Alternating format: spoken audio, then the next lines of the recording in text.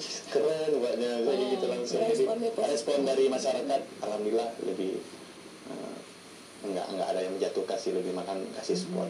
Orang senang gitu lihatnya gitu ya, jadi kita lebih semangat untuk selesai gitu ya. Itu suasana juga berpengaruh sebenarnya. Oke, kita udah masuk menit-menit terakhir ya. Apa sih yang mau disampaikan terkait dengan sketsa gitu, mungkin untuk anggotanya dan juga pasti yang sekarang punya minat tapi dia nggak tahu menuangkannya kemana, lewat mana gitu. Dari Pak Ketua dulu. Mungkin yang pertama itu Koska itu sebenarnya nggak apa namanya, nggak harus pro gitu ataupun bisa.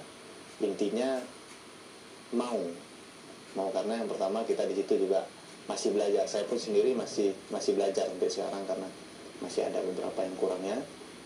Jadi tipsnya yang pertama mau dulu, habis itu begitu udah buat coretan atau apa aja hasilnya itu dipublikasi. Dipublikasi, dikasih tahu ke orang-orang ini hasilnya. Dan jangan marah waktu di komen. Itu lagi jadi kata orang kan gitu ya, jangan tersinggung, ih jelek kali atau apa kurang, langsung marah segala macam, nggak mau buat lagi. Kan itu sering gitu. Jadi jelek sketsanya atau gambarnya nggak bagus, itu moodnya hilang dan nggak mau buat, itu kan jadi salah satu bakatnya tadi sebenarnya padahal ada niatnya udah bagus, jadi saya mau masuk arsitek misalnya. Karena yang masuk arsitek itu nggak semua bisa gambar. Belajar tetap dari dasar. Harus berani dengan tantangan. Iya betul. Jadi kalau misalnya mau gabung di kita juga ada media sosialnya, di Instagram ada, Facebook juga ada. Boleh dikasih tahu ini ya? Akunnya Koska aja. IG ya? Iya, IG. Oke.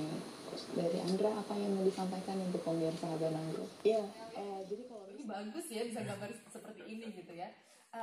Apa sebenarnya yang bisa kita lihat bahwa ini dari sebuah sketsanya bagus, benar ceritanya. Tingginya orang Asia itu misalnya 170, tinggi 170 cm.